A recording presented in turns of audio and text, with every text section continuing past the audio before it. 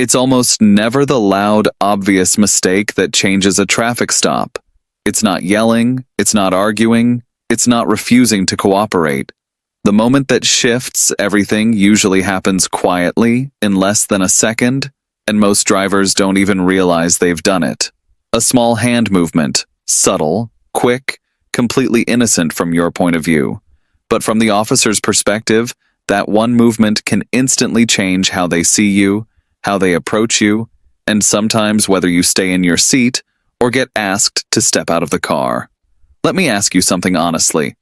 When you get pulled over, where do your hands go in those first few seconds, and do you even think about it? I want you to answer that in the comments because this is one of those things people assume they handle correctly, but when you really break it down, most drivers act on instinct, not awareness. And that instinct is exactly where the problem begins. Stay with me, because once you understand how officers interpret that one small movement, you'll start noticing things you've probably done yourself without thinking. Now here's the reality, most drivers never hear explained clearly. Officers don't just listen to what you say during a traffic stop. They watch what you do before you ever speak. And more importantly, they watch your hands. Hands tell a story faster than words ever can. From a law enforcement perspective, hands are everything. They show intent, they show movement, and they can signal risk in a way nothing else can. That's why one of the first things officers are trained to do during any stop is to locate your hands and keep them in view. So when something interrupts that visibility, even briefly, it stands out immediately. And this is where that subtle movement comes in. It usually happens right after the vehicle stops. The driver, without thinking, reaches down out of sight. Not dramatically, not aggressively, just a quick motion toward the center console, under the seat, or into a side pocket. From inside the car, it feels normal. You might be grabbing your wallet, looking for your registration, or moving your phone. But from outside the car, that same motion can look completely different. Because the officer doesn't know why your hand just disappeared. All they know is that for a moment, they lost visual confirmation of what you were doing. And in their world, that matters more than most drivers realize. Let's slow this down and really understand the thinking behind it. A traffic stop is one of the most unpredictable situations an officer faces. They are walking toward a vehicle where they don't know the driver, they don't know the passenger, and they don't know what might happen next.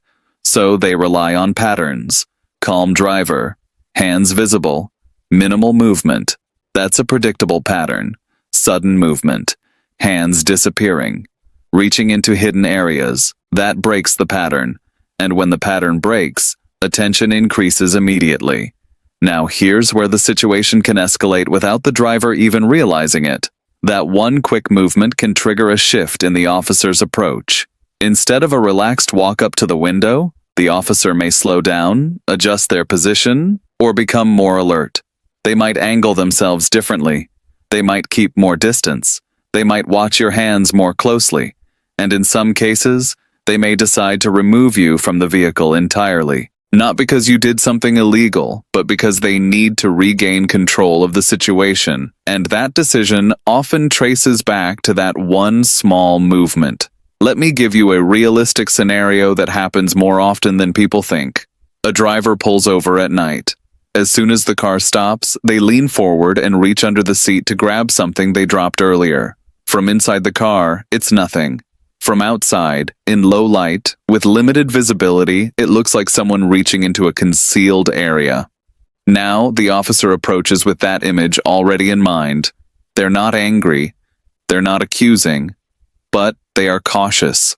So instead of a simple conversation at the window, they ask the driver to step out. The driver is confused, maybe even frustrated. I didn't do anything, they think. And from their perspective, that's true. But from the officer's perspective, the situation changed the moment that movement happened. This is the gap most drivers don't understand. It's not about what you meant to do. It's about how it looked in that moment. Now, here's something even more interesting. The movement itself isn't always the issue. It's the timing. Reaching for your documents is normal, but doing it before the officer approaches, especially in a way that takes your hands out of view, can create uncertainty because the officer hasn't yet communicated what they want you to do. So any movement that happens before that interaction begins is interpreted without context. That's what makes it risky. Now imagine the same situation handled differently. The driver pulls over calmly. They place their hands on the steering wheel. They wait. When the officer approaches and asks for license and registration, the driver says calmly, "My wallet is in my back pocket and the registration is in the glove box. I'm going to reach for them." Now the movement is expected, it's explained, it's controlled, there's no surprise. And that changes everything. Same action, different timing, completely different perception. This is where a lot of drivers unintentionally create tension. They try to prepare too early. They think they're being helpful by getting everything ready before the officer arrives. But in doing so, they create movements that look unpredictable from the outside. And unpredictability is what officers are trained to pay attention to. Now let's take this one step deeper, because this is where it becomes even more important. Passengers. If you think the driver's hands matter, the passenger's hands matter just as much. An officer approaching a vehicle is scanning everyone inside, not just the person behind the wheel. If a passenger suddenly reaches into a bag, under a seat, or behind their back, that can draw immediate attention. And in some cases, that alone can lead to the officer asking everyone to step out of the vehicle. Again, not as punishment, but as a way to control the environment. Because once people are outside the car, the officer can clearly see their hands, their movements, and their behavior. The uncertainty disappears. Now here's something that might surprise you. Most officers don't want to escalate a traffic stop. They want it to be routine, predictable, and safe. But when something disrupts that predictability, even briefly, they adjust. And those adjustments are based on training, not emotion. So when drivers say, "The officer overreacted," what's often happening is a mismatch in perception. The driver sees a harmless action. The officer sees an unknown risk. And the difference between those two perspectives is what shapes the outcome.